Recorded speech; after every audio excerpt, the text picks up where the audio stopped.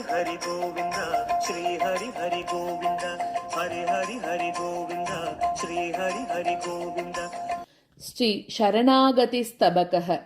दुग्धां दुग्धाम्बोदेहे पुत्री दुरितापहरा मम शार्ङ्गिनश्चरणाम्बोज शरणागतिसम्पदम्। दुग्धां दुग्धाम्बुदेहे पुत्री दुरितापहरा मम शार्ङ्गिनश्चरणाम्बोज शरणागतिसम्पदम्। धावन्तमुच्चतरतुर्विषयाटवीषु सारङ्गशापमिव शश्वतपाङ्गजालैः मामच्युतस्य महिषी प्रसभं गृहीत्वा नित्यं विदेहि युवयोरनुकूलवृत्तिम्। मातर्हिताहितविवेकविहीनमेनं मन्दं मुकुन्दवरवर्णिनिमां जगन्यात् मार्गान्निवर्तयितुमर्हसि मंक्षु माता कूपे निपित्सुमपि डिम्बमुपेक्षते किम्। विश्वस्य धात्री भवति परिपास्यतीति विश्वस्य सम्यगभयं तु वयं चरामः।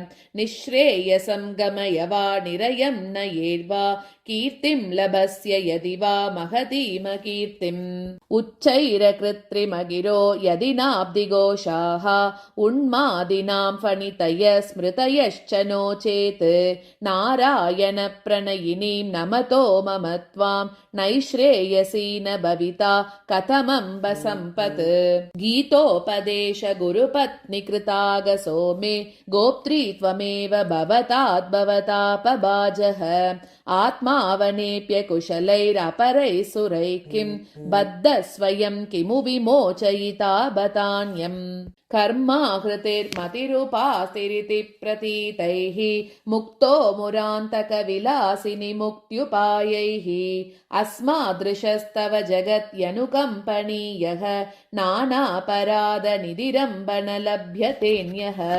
पापोत्तकोपकलुषीकृतनाथचेतः पातः प्रसाधनविदौ कतकायितोक्तिम्। योऽहं भवामि स भवन् यदुनाथयोषे तां त्वामनन्य शरणः शरणं प्रपद्ये। निरतिशय विभूतेः देवि निष्किञ्चनोऽहं भवदव परितप्तो भास्वरानन्दमूर्तेः त्वदुपजनितबोधः त्वज्जुषः कैटभारेः चरणनलिनयोर्मां तत्स्वमेवार्पयामि।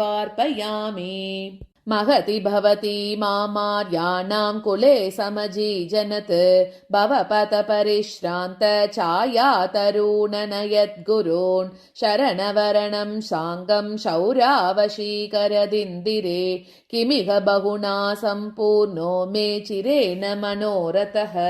हृद्यं पत्यसहस्रमेतदनगं संशृणुवतः कम्पताम् मोदेनादिमशाब्दिकस्य पणिनो मूर्ध्नां सहस्रं मुहुः तत्कालोचितचारुमारुतदुदद्वत्केलिगाढश्रमम् प्रत्नं सम्प्रति मे प्रसीदतु रमे पक्षीन्द्रवाहं महः।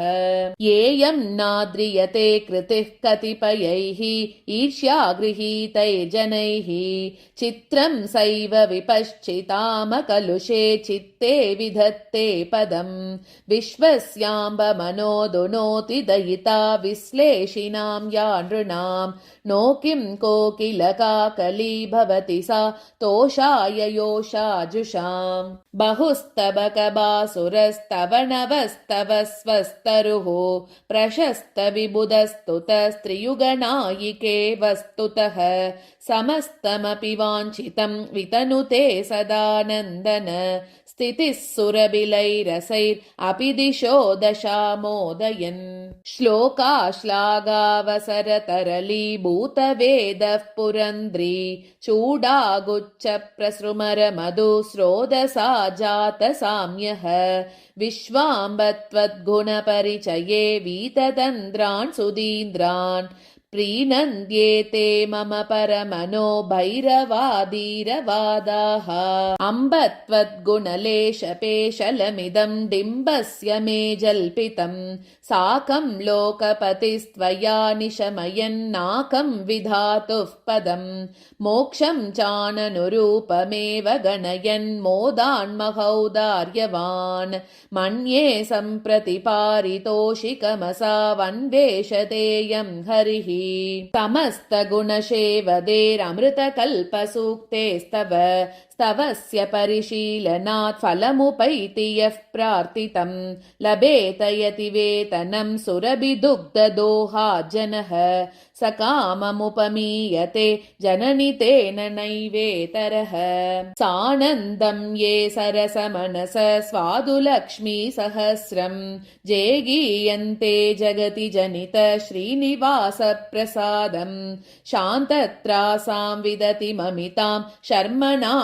निर्मिमाना तेषामेषा विहरति तरामिन्दिरा मन्दिरेषु पौत्रेणोत्रेय गोत्राभरणनयचन श्रीनिवासाद्वरीन्दोः श्रीमद् रामाङ्घ्रिभक्तिप्रमुदित रघुनाथार्य यज्वात्मजेन वेदान्ताचार्यपादाम्बुजनिहितकृता वेङ्कटार्येण क्लृप्तं रम्यं लक्ष्मीसहस्रं पठत दृढतरं नित्यकल्याणकामाः